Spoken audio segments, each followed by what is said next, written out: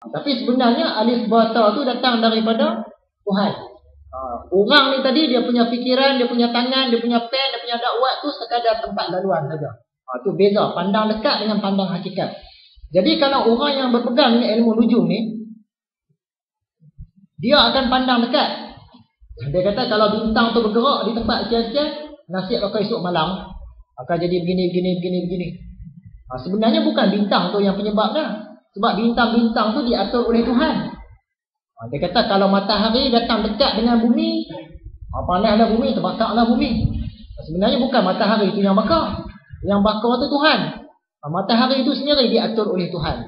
Ini beza antara pandang dekat dengan pandang hakikat. Dalam kitab Mishkatul Anwar, ada Imam Al-Ghazali, dia bagi satu contoh. Contoh dia lebih kurang beginilah. Pada satu malam yang gelap gelita, kita duduk dalam rumah. Tiba-tiba kita nampak di dinding rumah kita tu ada cahaya. Jadi kalau orang pandang dekat, dia kata dinding dia lah yang keluarkan cahaya. Orang yang nak pandang jauh sikit, dia akan kaji. Dari mana dinding aku ni bercahaya? Dia cari, tengok-tengok, rupanya daripada cermin. Dalam rumah dia ada satu cermin, cermin tu pantul cahaya kena kat dinding. Jadi bukan dinding yang bercahaya. Yang cahaya ialah cermin. Setakat tu lah pandang dekat. Orang yang pandang jauh lagi, dia cari lagi. Dari mana cahaya dekat cermin ni datang? Cari-cari rupanya daripada tingkap. Ni tengah malam ni daripada tingkap cahaya masuk, kena cermin dia, terpantul kat dinding. Jadi yang cahaya tu sebenarnya ialah tingkap. Betulkah tingkap yang bercahaya? Dia pergi cek pula lagi. Dia pergi ke tingkap, dia tengok. Rupanya alam di luar tu. Malam yang di luar tu yang bercahaya. Masuk ke tingkapnya. Dia pandang jauh lagi. Betulkah alam di luar tu yang bercahaya? Tak, rupanya alam di luar ni bercahaya disebabkan ada bulan. Bulan tu yang suluh. Sebab tu menjadikan alam tu bercahaya. Sebab tu menjadikan dia masuk ke tingkap, kena kat cermin. Sebab tu menjadikan cermin tu pantul, kena dekat dinding. Jadi kalau orang pandang jauh sikit, dia akan faham. Cahaya tu datang daripada bulan. Tapi kalau orang yang pandang dekat, dia kata dinding dia lah kena cahaya. Macam dalam kes bintang tu tadilah. Bila jadi satu-satu keadaan, dia kata, ni bintang ni dah punya pasal. Padahal Tuhan yang punya pasal, bukan bintang. Berbalik kepada cerita bulan tadi, orang yang nak pandang jauh, dia kaji lagi.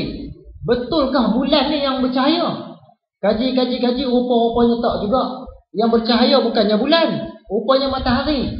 Bulan ni dia pinjam saja cahaya daripada matahari. Orang pun kaji lagi. Betulkah matahari ni yang berkuasa keluarkan cahaya? Rupa-rupanya bukan. Yang berkuasa mengeluarkan cahaya pada hakikatnya ialah Allah Subhanahu Wa Taala. Matahari itu dia bercahaya sebab atas kuasa Allah. Jadi yang sebenar-benar cahaya ialah Allah. Itu pandang hakikat. Bukan dinding kita yang keluarkan cahaya. Yang mengeluarkan cahaya pada dinding tu hakikatnya Allah. Kalau kita pandang macam tu selamat. Tapi kebanyakan orang dia pandang dekat. Sebab tu ilmu bintang ni tak boleh. Ilmu nujum ni tak boleh. Itu contoh yang diambil daripada Mishkatul Anwar.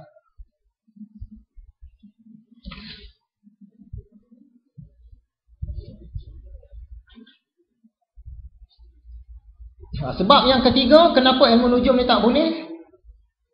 Dia ni ilmu yang tak bagi faedah. Imam Ghazali dia bagi peraturan. Nak belajar satu-satu ilmu ni, kita kena belajar ilmu yang kasar-kasar dulu.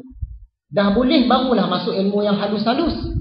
Kita kena belajar ilmu yang rendah-rendah dulu. Bila dah boleh, barulah naik ilmu yang tinggi-tinggi. Kita juga kena belajar ilmu yang mudah-mudah, yang senang-senang, terutamanya dalam agama. Barulah belajar ilmu yang susah-susah. Kita juga kena belajar ilmu yang terang-terang dulu. Barulah ilmu yang rahsia-rahsia. Kalau ikut peraturan tu senang.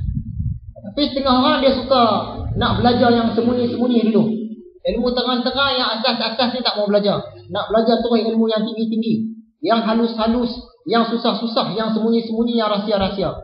Bila dia belajar yang tinggi terus, akan ada masalah di kemudian hari. Dia nak turun balik nak kepada ilmu yang kasar-kasar ni tak boleh dah. Sebab dia dah duduk tempat tinggi. Duduk tempat tinggi dia nak turun balik susah. Menyebabkan bermasalah pada fahaman agama dia.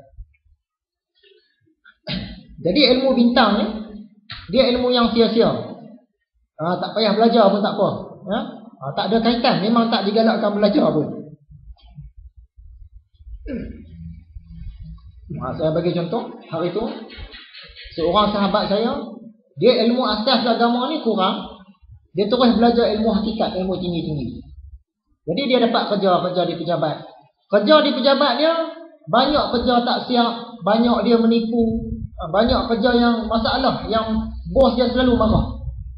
Kalau kita persoal pada dia, kenapa kamu kerja macam ni? Kamu sembah agama pandai sampai peringkat tinggi-tinggi. Dia kata, siapa yang buat aku jadi macam ni? Yang bagi aku malas ni siapa dia? Aku ke? Bukan aku, Allah. Pada hakikatnya Allah yang buat aku jadi macam ni. Yang aku menipu ni, siapa buat? Allah yang buat. Kalau kamu kata aku yang buat menipu, malas apa semua ni, kamu dah syirik. Sebab kamu kata aku ada kuasa. Yang ada kuasa Allah. Jadi yang buat aku jadi tak elok apa semua ni Tuhan. Tak boleh nak salah aku. Dia sembah yang tinggi.